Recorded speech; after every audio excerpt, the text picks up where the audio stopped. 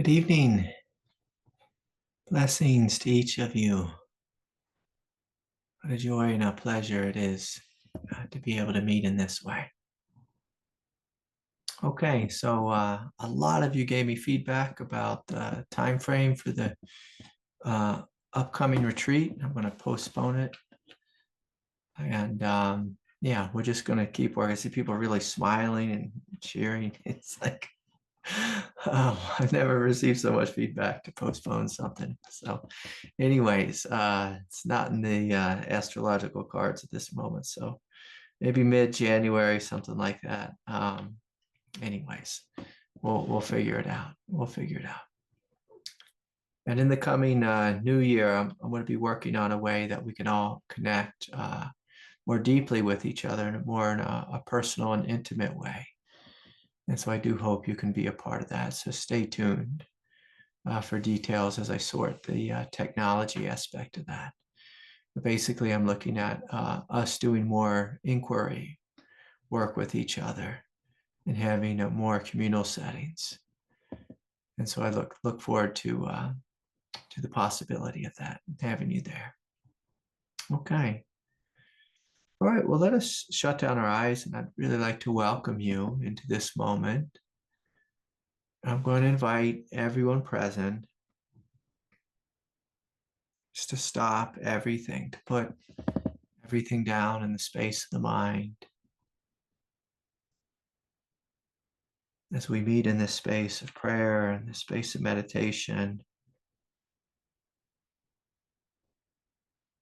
and so let us close our eyes and open our hearts as we bow before the grace and the immensity of God. Loving Creator, you are the potter and I am the clay. You give me form and substance, and it is your breath of life that makes my heart beat. And for this, I am eternally grateful. Eternally grateful. Oh, teach me, Lord of light, immense consciousness of Christ. Teach me to love as you love.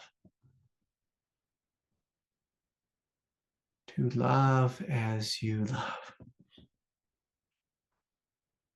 And I invite you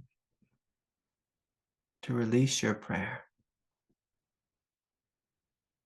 at the feet of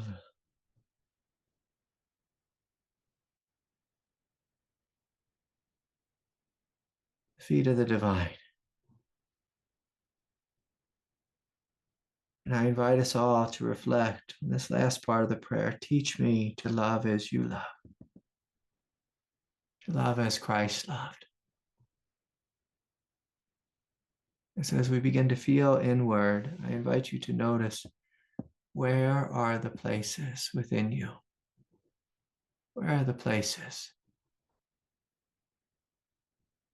where tend to be rigid, or heavy, or dense? The places that love has not fully triumphed. The places where there is fear instead of openness. Where there is projection or confusion instead of clarity. Places where there is judgment, bias, it's hatred, whether it's internal or external. And we're inviting the light of Christ to come into us. The sweetness of love, the sweetness of compassion.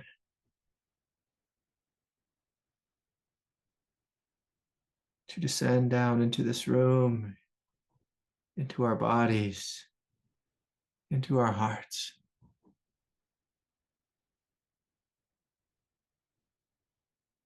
To open us and awaken us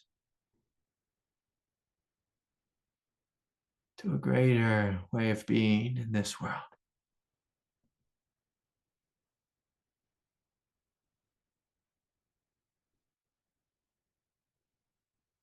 We ask for support of strength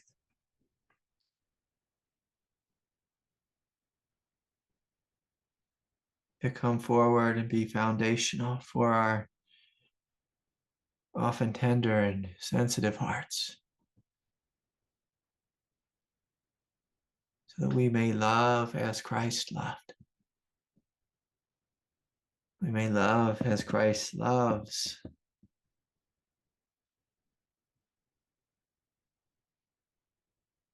And we know that God is the potter and we are the clay. And so together, let us surrender more fully and trust more deeply.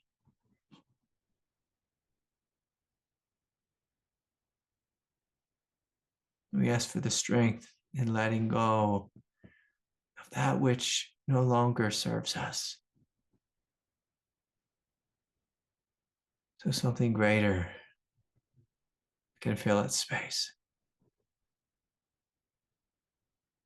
And so as you continue to breathe and feel and open, I invite you to inquire a little more deeply.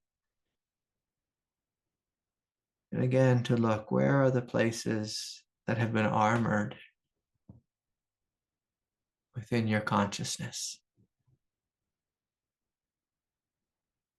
that have been shut down, that have been cut off or disconnected?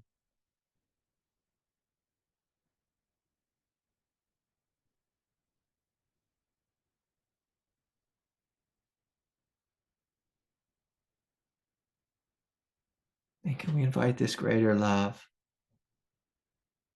into the places that have been hard, that have been heavy, that have been dense?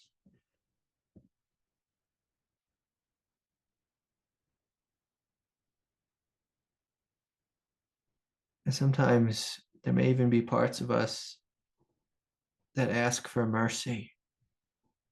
Let the light of Christ come forward and bring forth a sense of mercy for us.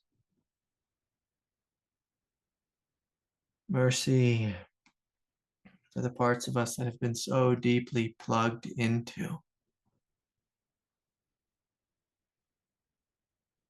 our egoic nature, so plugged into being attached to being angry or being divisive or being hurtful or being jealous or envious, whatever it is. We invite the mercy of God to pour into us.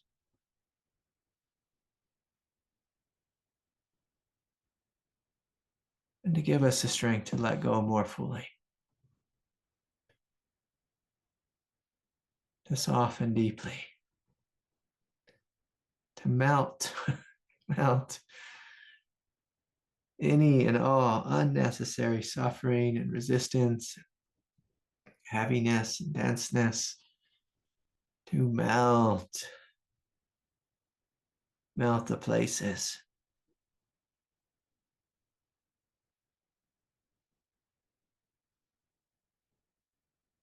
that have trouble opening to God, opening to grace, opening to compassion.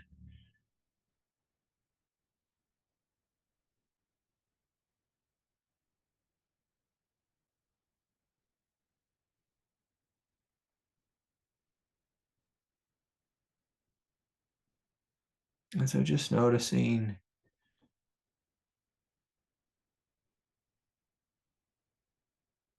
more fully as you feel in the space of the mind, maybe some thoughts or some heaviness or some projections we could let go of. Some of the ways ego has tricked us into being anxious or fearful, or sometimes our ego tricks us into being cruel to ourselves or a neighbor or friend or our family.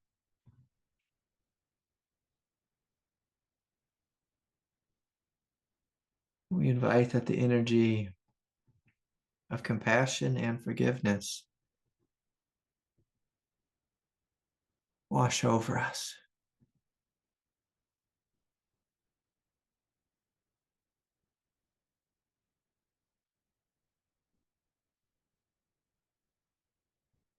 And as we feel down into the space of the heart and the chest, notice perhaps some emotions that we've held on to. And again, we ask for strength and forgiving, strength in letting go, strength in being the brightness and the brilliance that is our truth.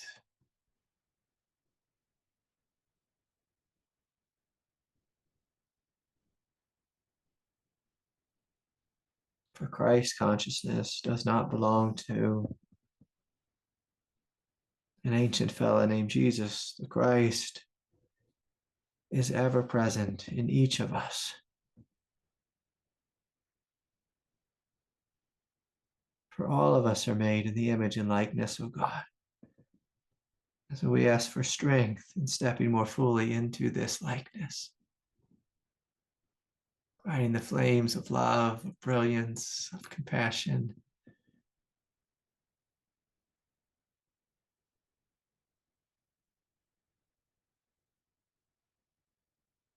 to light up, to burn, to purify, to release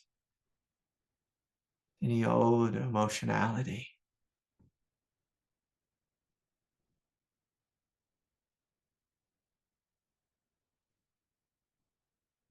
As we soften more fully, and just checking in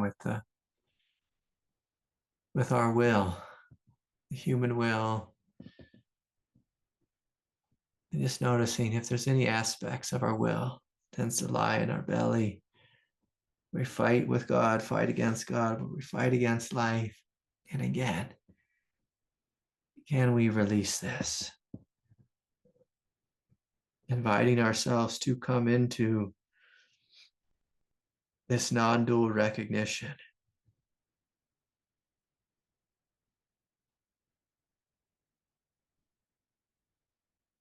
that we are made of the very substance of God, that our heart is the very love of God, that the Christ has no body but our body here on earth.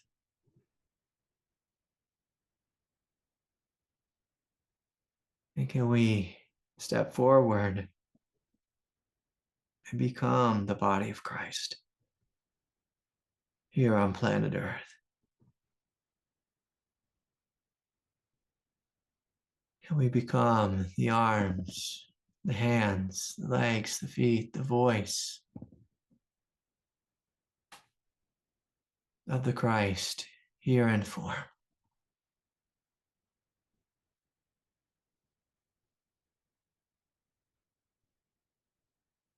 Allowing ourselves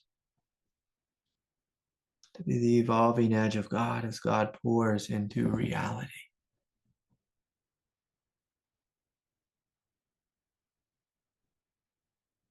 And I invite you just to notice what that feels like,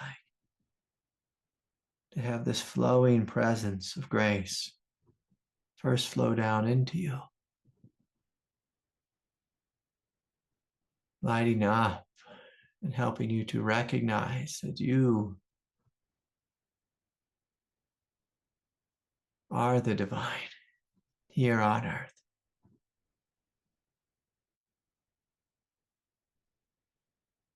And inviting this divinity to flow through you into your lives and into this world.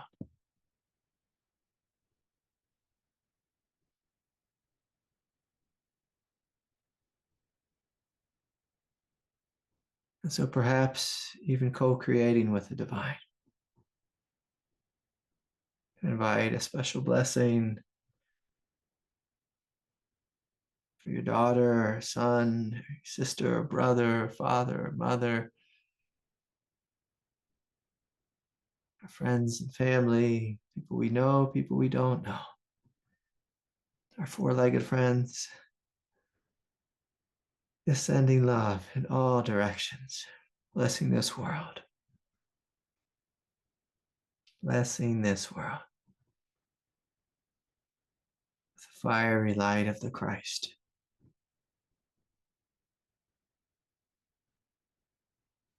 And so with that, I welcome you to Satsang.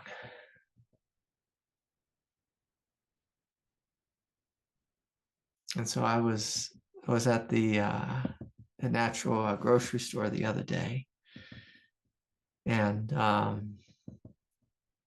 this was like a couple days after Thanksgiving, and they were playing Christmas music already. And I looked at the girl and I said, "Gosh, it doesn't feel like Christmas just yet." And then something happened this last weekend where I just woke up and I started to feel the light of Christ come more fully into my consciousness.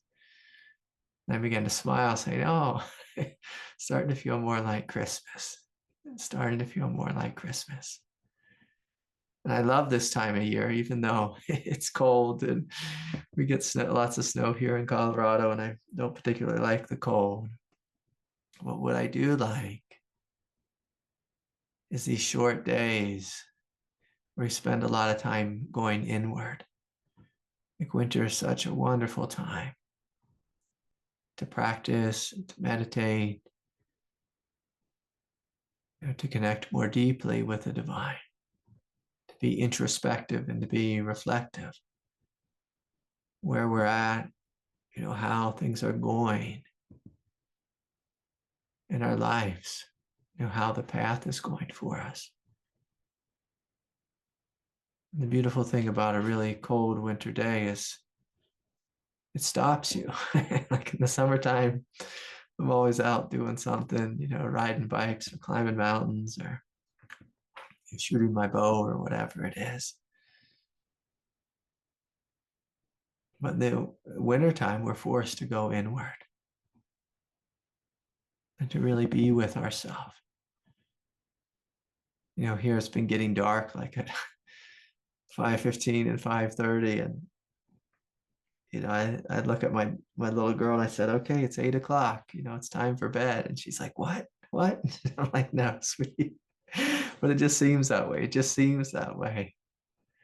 The days are so short, so short.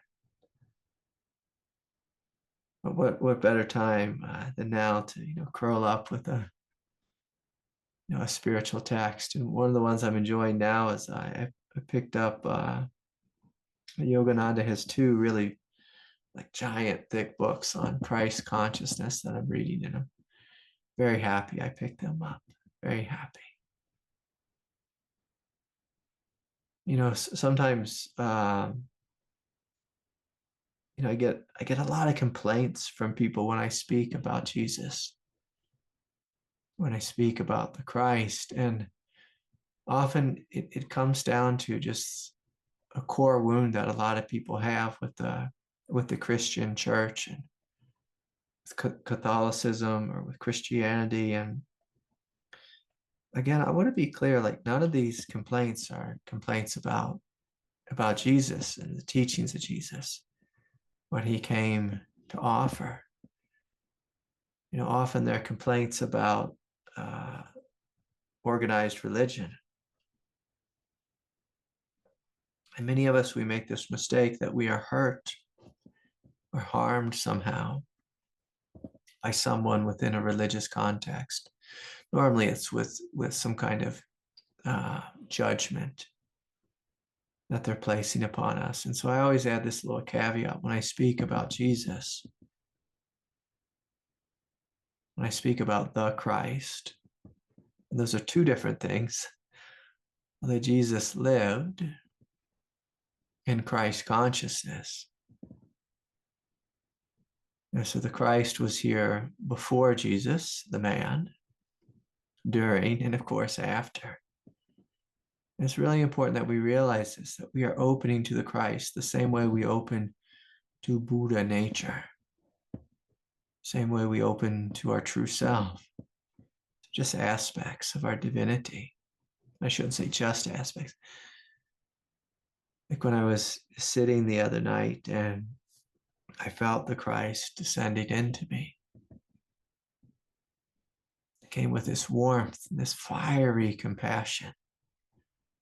And I can remember a time, once upon a time, I was deeply struggling in life. I found myself, it wasn't that I was off the path, but I was just being so utterly pummeled by the experience of the dark night. And I was suffering greatly. And there was just parts of me that I would look up to God and be like, are you here? Like, are you here? Do you see what's going on in my life? I am suffering so greatly. So greatly. And I felt, really alone. That's, been a rare thing. I've been really fortunate to be deeply connected to God and the energy of the Christ. But there's been these periods on the path where it almost feels as if like I was cast out, just like left out in a, cold, wintry desert. And one night I began to just to call out to God. And I really wasn't getting any response. And, I was calling out to God for a long time. And then I started to just say this mantra as a mantra my teacher and I used to do together. And, it sounds very religious. I never really liked the mantra, but I just, I just started doing it. I just felt called to do it. And I just started to say this mantra, Jesus Christ, have mercy upon me. Jesus Christ, have mercy on me. Jesus Christ, have mercy on me. And I just kept saying it over and over. And as I said it, my pain actually got worse. It got heavier, became denser. It's like the pain started to really come to the surface. And boy, was I just tired of the pain. I was exhausted from all this pain. But I almost got like stuck in a trance of saying this mantra. And so I just kept saying it and I kept saying it. The pain started heating up. And I felt like these layers of trauma coming forward and burning up. These layers of pain, these layers of psychological suffering. And I just stayed with the mantra, Jesus Christ, have mercy upon me. Jesus Christ, have mercy upon me. Jesus Christ, have mercy on my soul. And, after about 5 minutes, I felt this wonderful light in my heart. And then after about an hour, it was funny. It was like there was no more dark night. My whole inner world was filled with this fire. And that's what the Christ is. It's like this fiery divinity of brilliance. And not only did I feel it within myself, when I looked out at the world, I saw that I was not in the dark night.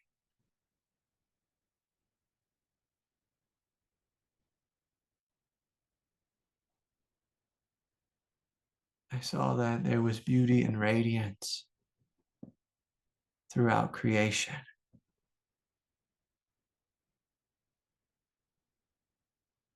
One of the greatest things that Jesus taught us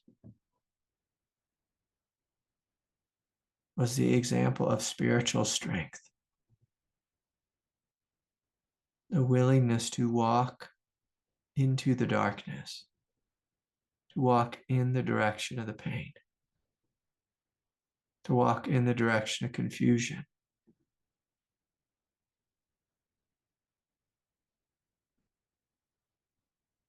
To walk in the direction of fear and to face what's here, to take responsibility for what is within us. The ego teaches us that it's much easier to avoid pain and to blame others. In fact, our egoic nature, it seems like it's always blaming someone else. It's always pointing their finger outward, saying, you did this to me, you hurt me, you harmed me, I don't like you. You are wrong. Your politics are wrong. Whatever it is. You did this to me. And while that may be true, that someone did something to you, I mean, we all had things done to us. If we are going to heal, we have to take responsibility for our life and for our suffering. We cannot continue to blame. When we blame, we're actually stepping away from the one within us who is hurting. We're not attending to the suffering that is right here.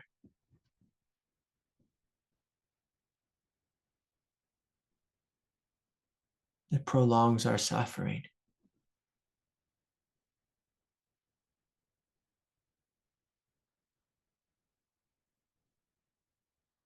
And so I'm going to invite us as a Sangha, over this next month of December, to really welcome the energy of the Christ into our life. And again, please, no one get confused. This is not a religious thing. The energy of the Christ is the energy of creation, the fiery spirit that pervades all of life.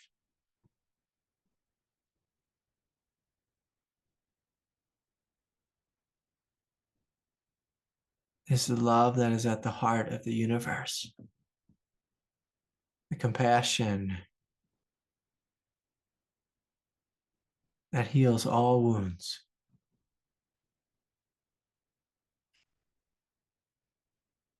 And so just a great and simple question for us to look at is, what is my connection to the Christ? Do I know the Christ? Do I know the Christ as my own self? As the very presence of my heart?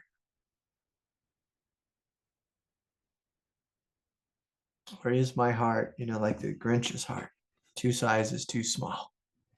I know none of you have a Grinch heart, but sometimes we might have a little bit of a Grinch heart, a little bit of grumpiness there, a little bit of heaviness there, a little bit of denseness there. And if anyone ever studied the great spiritual odyssey of the Grinch, you see the Grinch, he was just traumatized. Like, that's what it was, is he had bad parenting. Like so many of us, he had bad parenting. And when we have bad parenting, often we don't know how to love ourselves. We don't know how to love others. We don't know how to give love and receive love.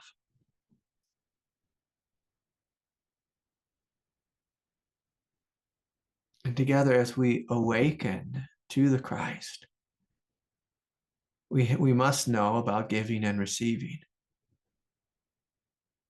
And before you give, we must first receive. Receive the beauty and the divinity that you are. And so we can call upon the Christ from heaven to come into us, or we can just call upon the Christ as we look into our heart and say, I know you're in there. I know you're in there. But often when we look at our heart, we look on the surface, and on the surface of our heart tends to be where we store our emotional pain and trauma. So a lot of times we look in our heart and we see, just like a land, like a spread of pain. In yoga, we call this a veil. But in order to discover the Christ, we must look under. We must be courageous enough to look under this veil. In fact, in order to heal, you have to look under the veil. And in a sense, invite this love forward so it can heal what's on the surface. Now, Jagger sent in a question, and let's see if I can find it. And roll it into the teaching today. Hi, Craig. I was wondering what loving myself more fully looks like in actuality. Also, I've been wanting to create a more positive narrative and story about my life, but I'm having trouble silencing the negative thoughts. How do I work with these things in a healthy way? Hi, Craig. I'm wondering what loving myself more fully looks like in actuality. Yeah.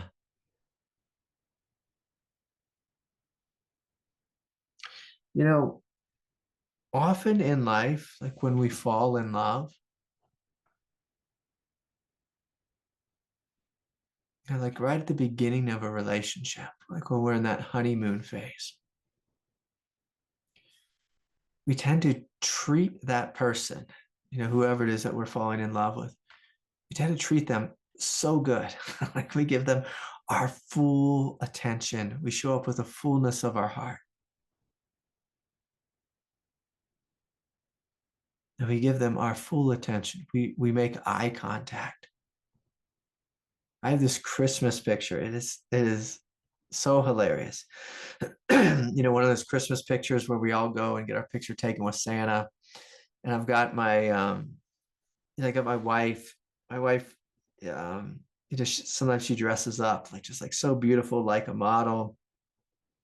I have these two beautiful girls, one young and one, at college. And I think my mother was even there for us in this with us during this picture. And we all sat down with Santa.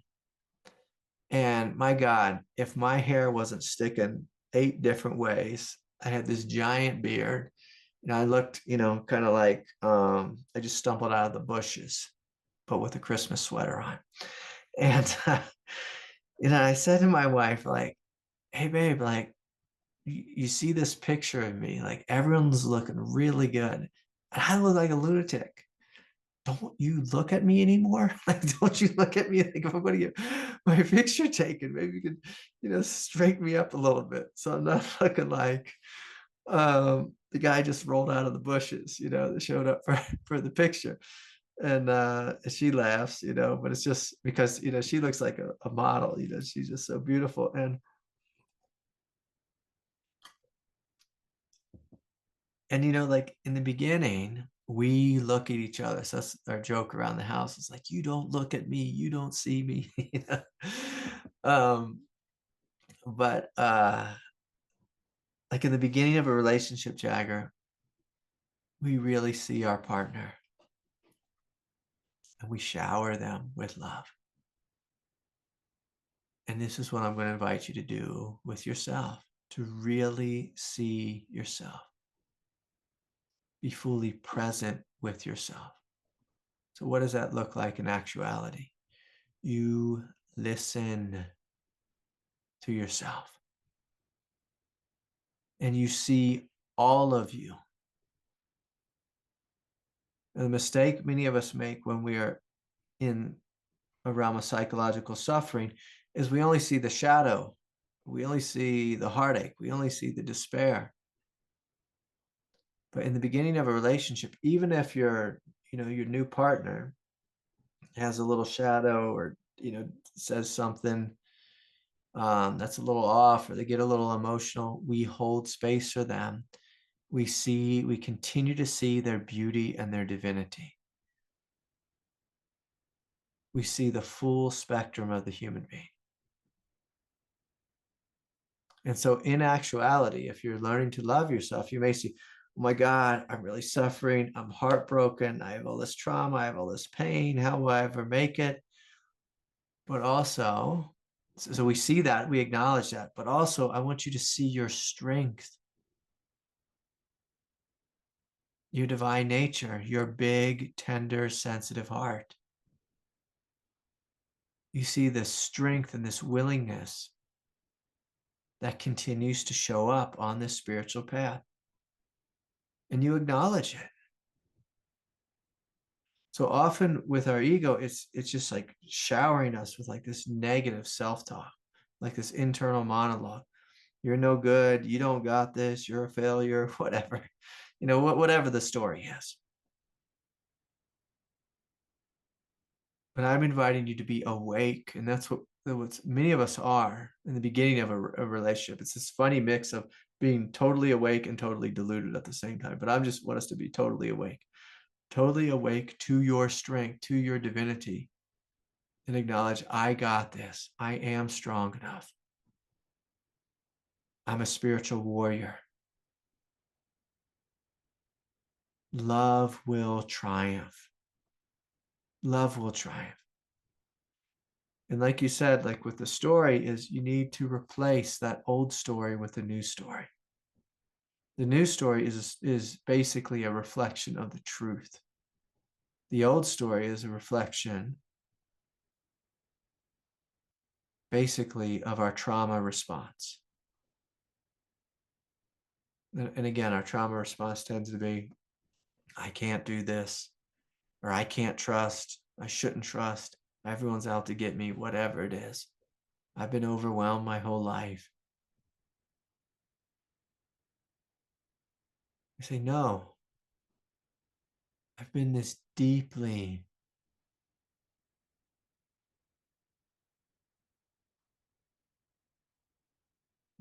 rooted on the spiritual path my whole life.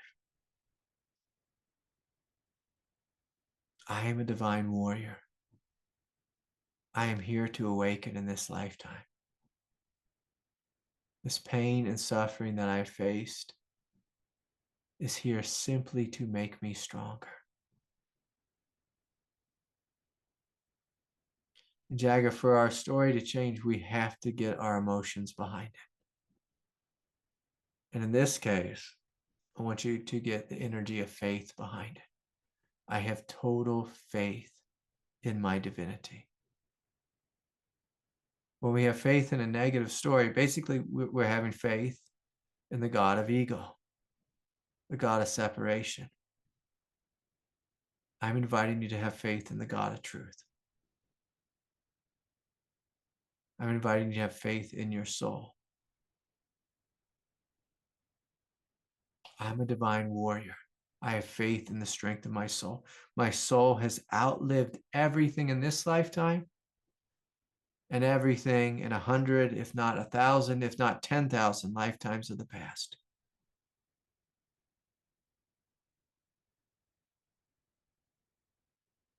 I have outlived. I go forward and I will prevail. And whatever your story is,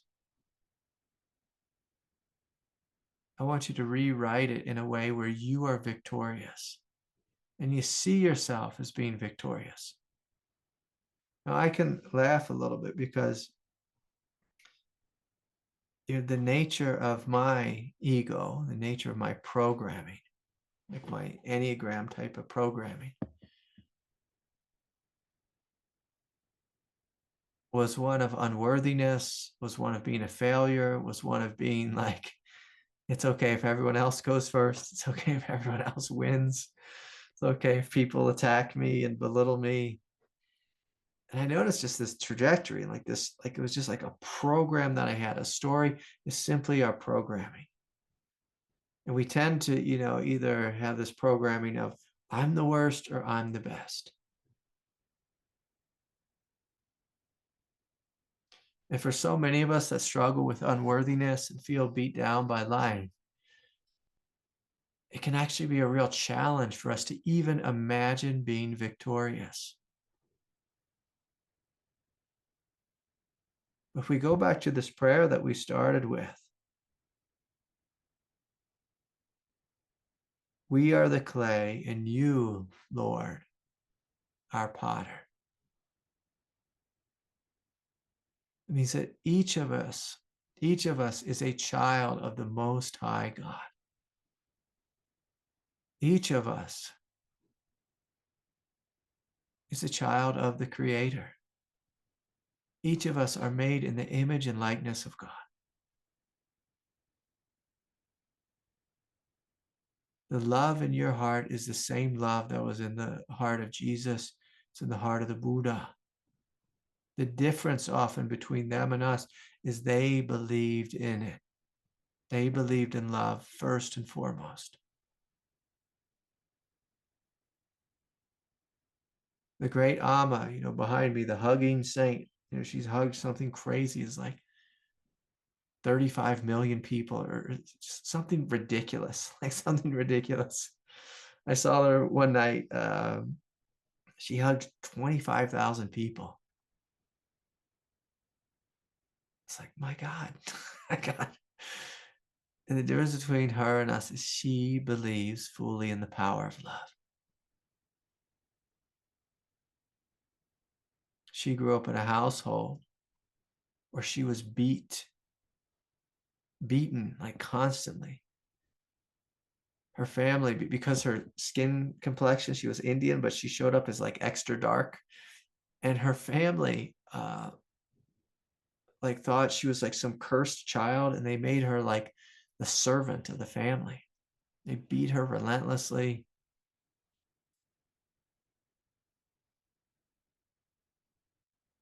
And she chose to respond with love, immense love,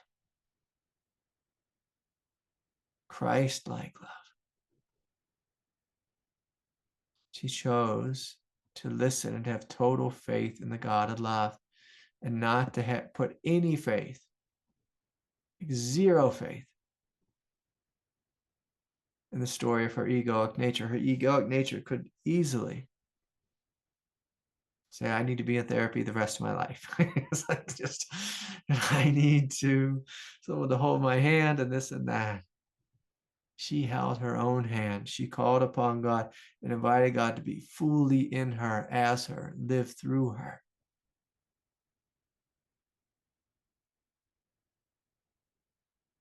And she stepped into becoming a living saint. And so let's look at the question. Let's get back to actuality here. What does it look like in actuality?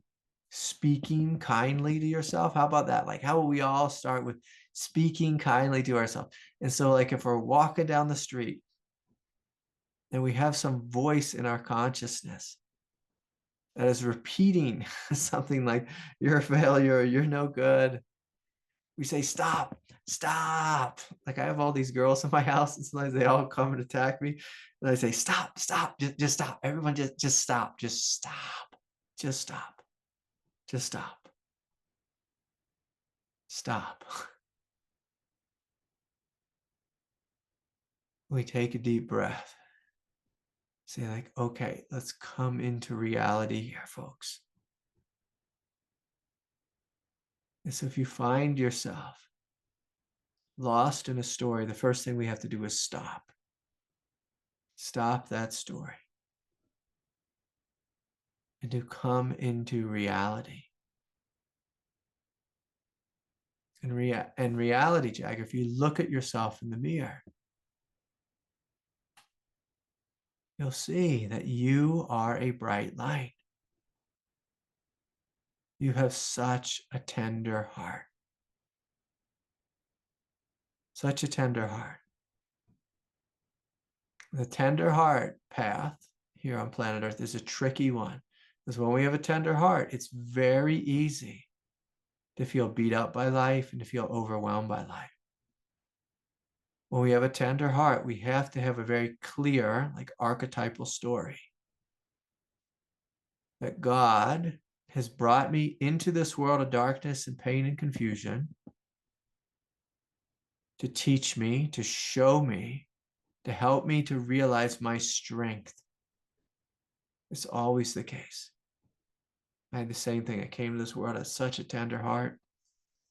I just felt so beat up all the time. My ego came to the conclusion it's best to not be seen, not be heard, and let everyone else win. It's like, but God had a different conclusion.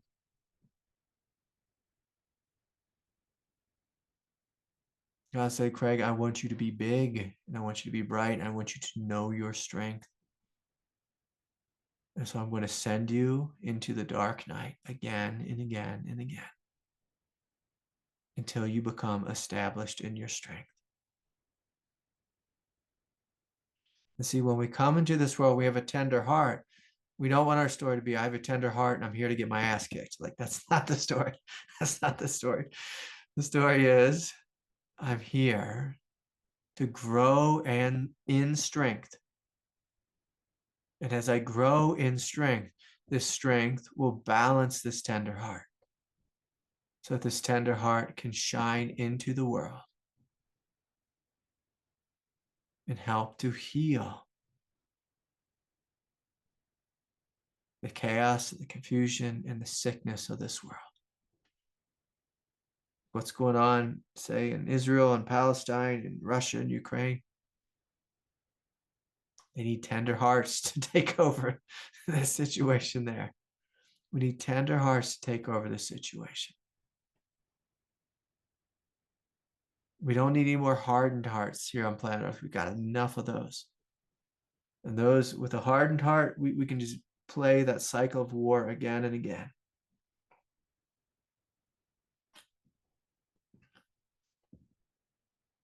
And so, Jagger, I want you to find, some type of term for yourself.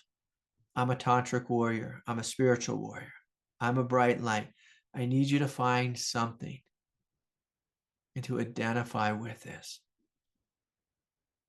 For me, I always thought of myself as some kind of spiritual warrior, monk, spiritual warrior of some sort. And as a warrior, we know that we're going to be doing battle.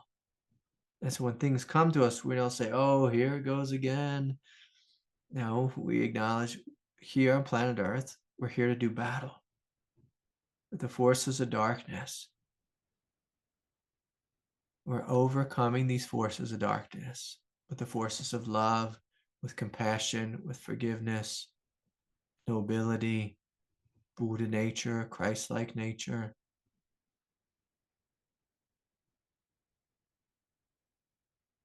And so when we have a story that is inviting us to rise to the occasion,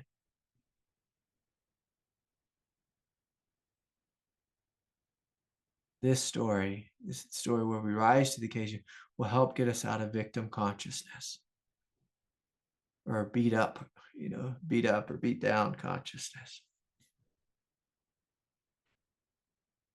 And so we can all play with this. We can all play with creating a new narrative. And the narrative we want to have is a narrative that acknowledges our spiritual gifts, our spiritual journey, our spiritual trajectory. But in order to have that narrative, we have to look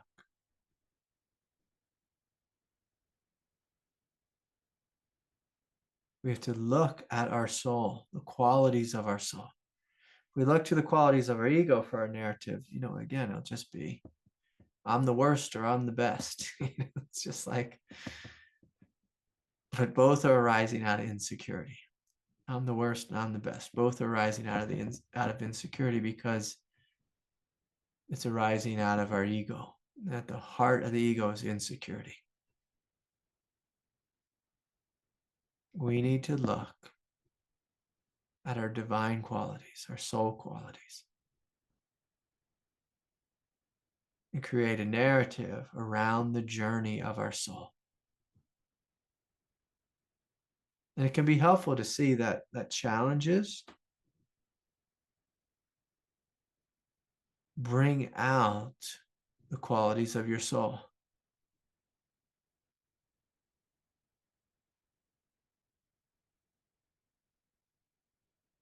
Challenges bring out the qualities of your soul.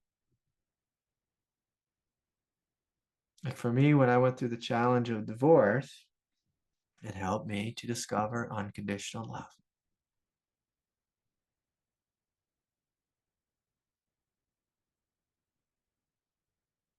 Brutal thing to go through in life. Divorce is a horrific thing. Custody battles, all this kind of stuff, fighting over everything is a terrible way to live.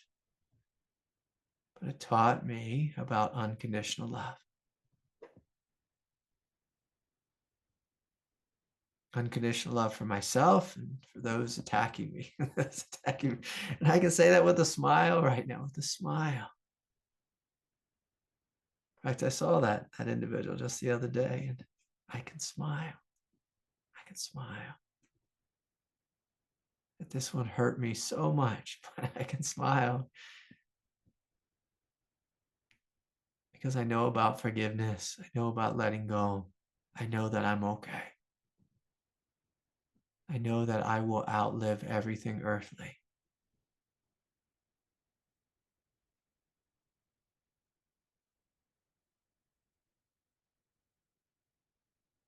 And so throughout our life, anytime we're challenged, I can remember like the first time I went crack climbing with a friend. And, there was no way, there was nothing in me that could get up that cliff. Just nothing, nothing. And my friend, he just kept looking at me and smiling, saying, Craig, I need you to reach deep within. And I was reaching within. And in the definition of myself is I couldn't do it. I just couldn't do it. There was no way I could do it. And he just kept telling me. He didn't tell me at all like how to climb. He just told me, reach deep within, reach deep within. I probably gave up like 25 times. He just kept saying the same thing, reach deep within. And then finally, I reached deep within and I found something, an inner physical strength that I didn't know that I had. The next thing you know, like I was on top of that mountain, big smile on my face, like, oh my God, like, I can do it. I can do it. And after that moment, I realized that there's this huge shadow that I had, this whole part of myself around my body. I had this real defeatist view. I was like, no more. No more will I let that narrative dominate me because it is not the truth. Reach deep within. And so we base our narrative on the truth of us. And the truth is not, some little thing we write on a sticky note. I'm beautiful. I'm a millionaire. I'm successful. Like not that. The I'm beautiful part is true. Like if any of us look at our heart, like inwardly, you will find immeasurable beauty, immeasurable strength, immeasurable love. We're not looking in our mind for a new story. We're looking in our heart, the qualities of our heart.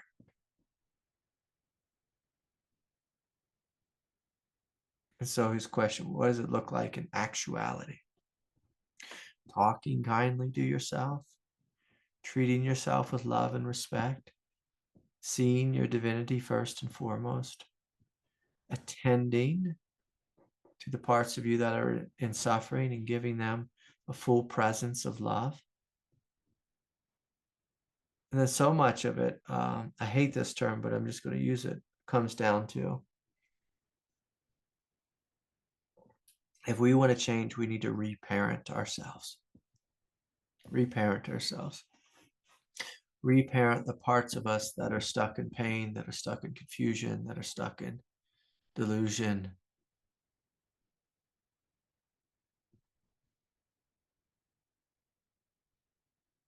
And so whatever it is that we're lacking, we need to be there for that part of ourselves. And so whether we can bring forth a spiritual presence or whether we need to go and study first with someone who has what we're lacking. Like just a moment ago, I was lacking in some form of physical strength. And I went and I hung out with a friend who had immense physical strength. And he taught me that I had the same thing in me that he had in him. If we're lacking in money and finance, like sometimes like the most healing thing we can do is not pray for money, but to actually face our shadows around money and finance, and maybe study with someone who knows about money, knows about making money, knows about the creation of wealth, how to do that in an embodied way,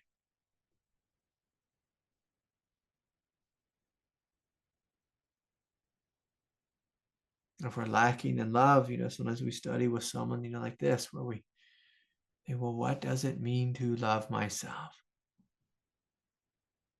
Can we all start with speaking kindly to ourselves, responding with love? I like physical touch with you holding your heart and your belly. Say, I love you and it's okay. I love you and it's okay, as we breathe in and breathe out. To me, that's been my primary mantra on planet Earth, is me holding my heart, me holding my belly, connecting with the strength that's within me, the love that's within me. And by all means, at any moment, I always invite the grace of God to come forward. Like this prayer said, teach me to love as you love. Teach me, God, teach me to love as you love. Teach me to love as you love.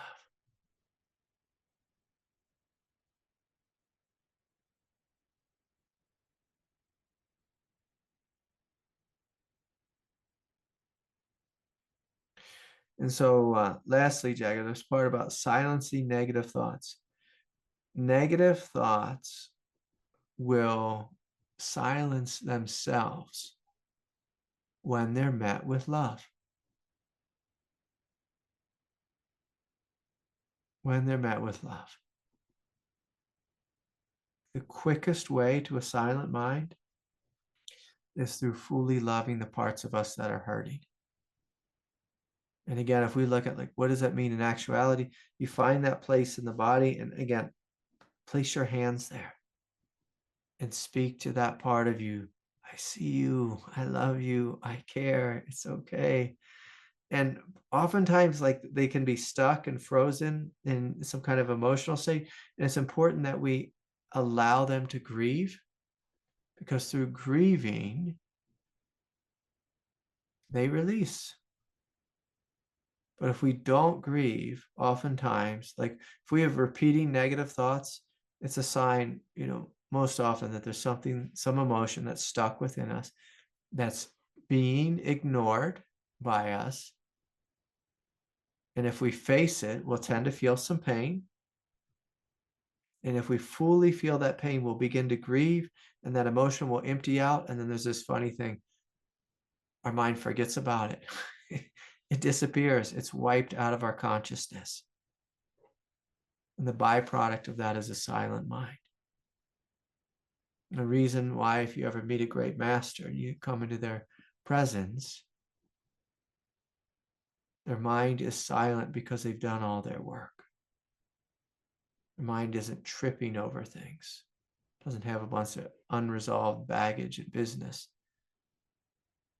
that they're tripping over. They saw it, they met it with love, they allowed it to grieve.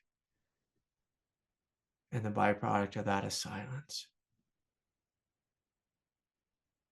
But if we try to force our thoughts into positive thoughts, that tends to be another way of ignoring, disassociating, or avoiding. It's important that we meet the pain that's behind the negative thoughts, first and foremost. But we need to meet the pain without believing their story. Because the story is something like, I'm hurting so much. And then the story goes, and I'll never heal. The truth is, I'm hurting so much. So we breathe into that, we validate that, we honor that. But we're not believing the second part of the story, but I'll never heal, or I'll never heal. It's we're not believing that. We're believing the truth. I'm hurting so much. But as I continue to open and love what's here, of course I'll heal. In fact, I'm healing right now. I'm healing right now. I'm healing right now.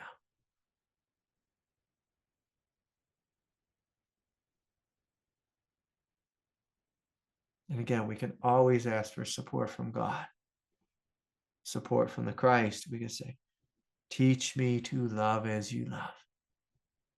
Come into me and teach me, Lord. Teach me to love as you love. And you can make it Lord Jesus, Lord Buddha, Lord whoever. I don't care. Lord just being something greater than our consciousness. Teach me, Lord, to love as you love.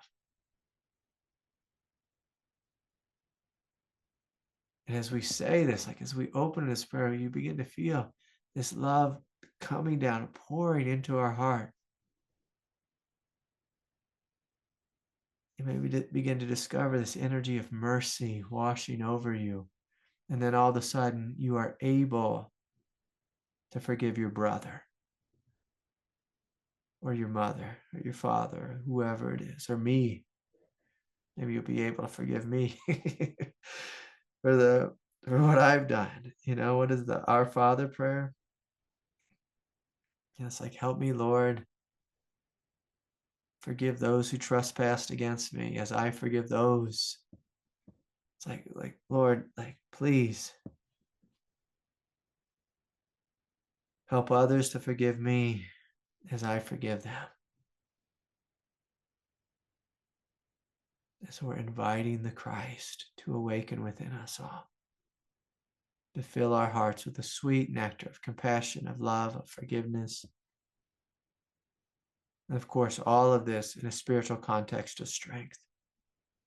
There's no Christ without the strength, without a great strength. Because this is hard work. This is tough stuff to let go of these deeply divisive aspects of our egoic nature. It makes sense from an ego perspective and a trauma perspective to hold on to the pain and to repeat it again and again and again in our mind. Because that reminds us, if I keep repeating the story of the pain, maybe I'll remember not to do business with the person who hurt me. But the problem is if we follow that logic, we're going to end up with no friends, no family, no one around us, because everyone on planet Earth gets confused from time to time. And if we're deeply honest, we've hurt so many people and so many people have hurt us. But if we step back and look at the big picture, we are here in this very dark and confused world to learn to grow in love together. And if no one forgives, if no one lets go, if we're always busy pointing the picture, pointing the finger, we just end up in these cyclical wars that never end. You know, like when I was a kid, we hated the Russians. And it's like now, like in 2023, we're still, you know, I think this is maybe the most hot war we've had with the Russians, where we're sending our weapons to fight the Russians. And it's just like, I'm supposed to hate the Russians, but I don't hate Russians. Like, I don't hate them. I don't want to hate them. I don't want to hate anyone. I don't want to hate Jews. I don't want to hate Palestinians. I don't want to hate anyone. I want to love. I want a greater life. That's what Jesus came to teach. That's what the Christ is here to teach. So the Buddha came to teach. Love is the way. Truth is the way. Clarity is the way. Okay. Beautiful question, my friend. Yeah. Okay. Here's a fun question. This is a really long one. Maybe it's not so fun, but I just say fun because sometimes life is so crazy. Hi, Craig. I'm currently going through the dark night of the soul and the death of the self process. The past previous weeks, I had to go to the ER several times for severe panic attacks, pain caused by it. These and also extreme pain I felt in the entire body had the effect of shutting down the spontaneous kriyas that I had been having and giving me PTSD symptoms. So basically this person is saying, hey, Craig, I'm in spiritual crisis. I have all this kundalini energy. I'm feeling the death of the self, you know, the self being the small s self, the egoic self. I'm having panic attacks. And boy, this email goes on and on and on. But basically, she writes, the doctors put her on pills, but she doesn't want to take pills, but the pills help with the panic attacks. Yeah. So here's the good news. It's okay to take pills every now and then. Like some people think that I got this big thing against pills. I do have a big thing against pills, but, but I'm not a fan of most pills that the doctors are handed out. I think most of them are poison. But look, occasionally, we need some support from Western medicine. That's okay. The good news is this pain, this panic, this fear, like everything that's here, the pills will just repress it, and it'll buy you a little bit of time. And so if we need to take something to calm it down, just to get some ground under our feet so we don't go crazy, so we don't just keep ending up at the ER, that's okay. Like anything within us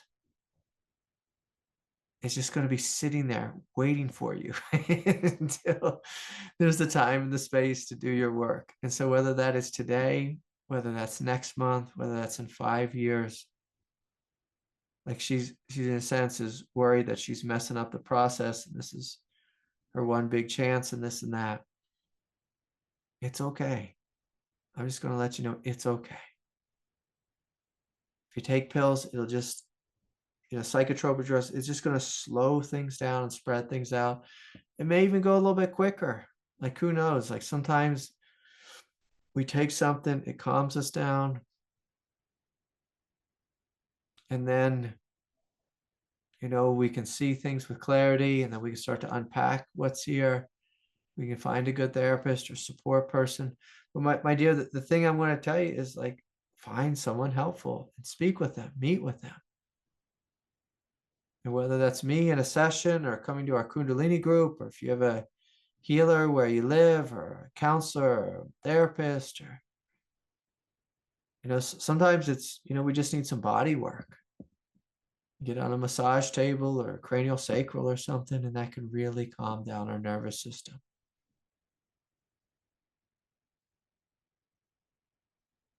And so it's okay. Like our path is our path. And the good news about our path is everything that's within us will be there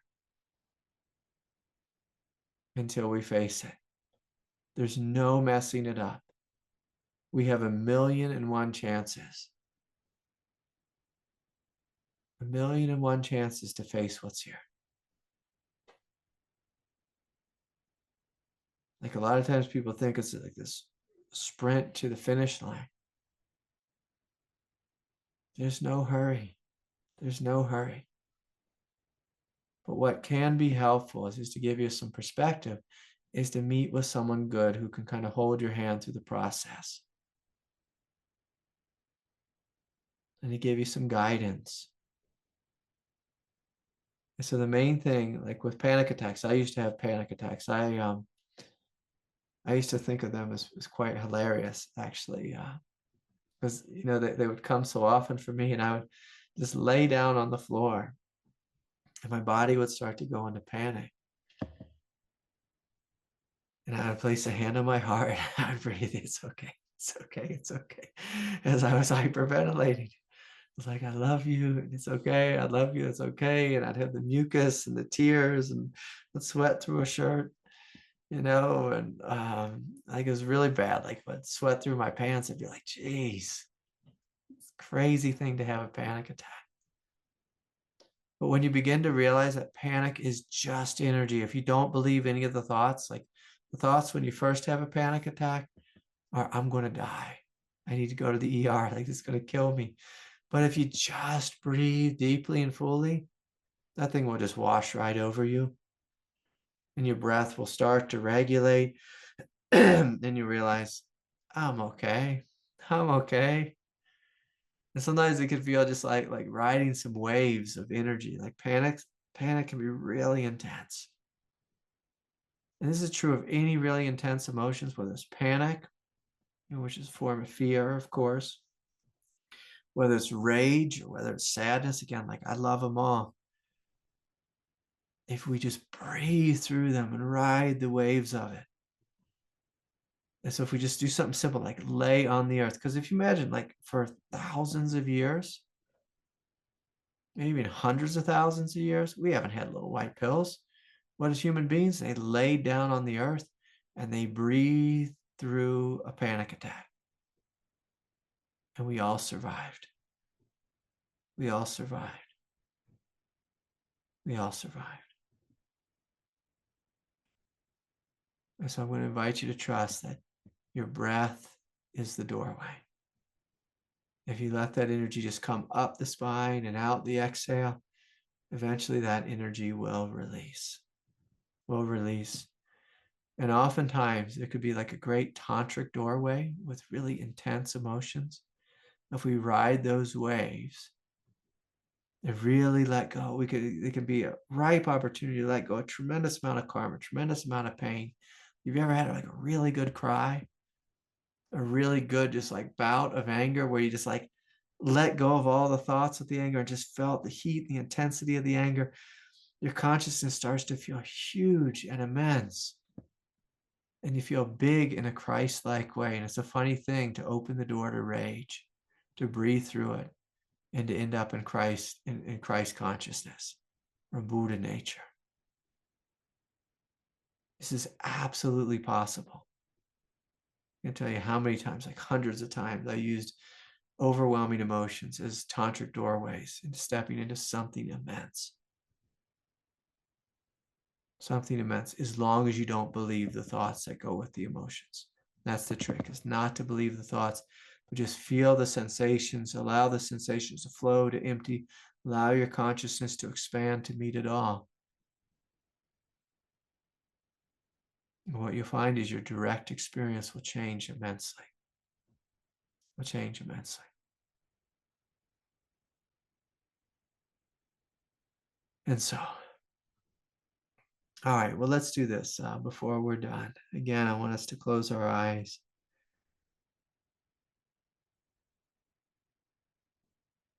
And we'll take some deep breaths.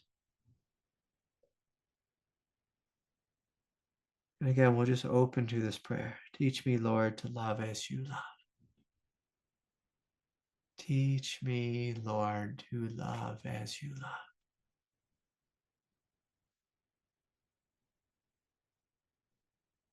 Teach me, Lord,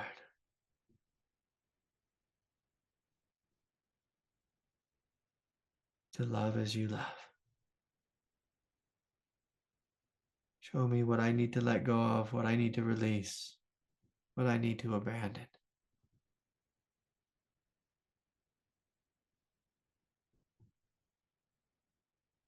Let the light of Christ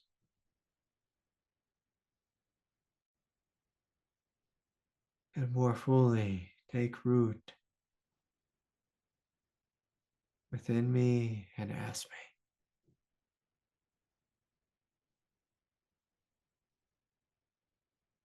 Teach me, Lord, to love as you love.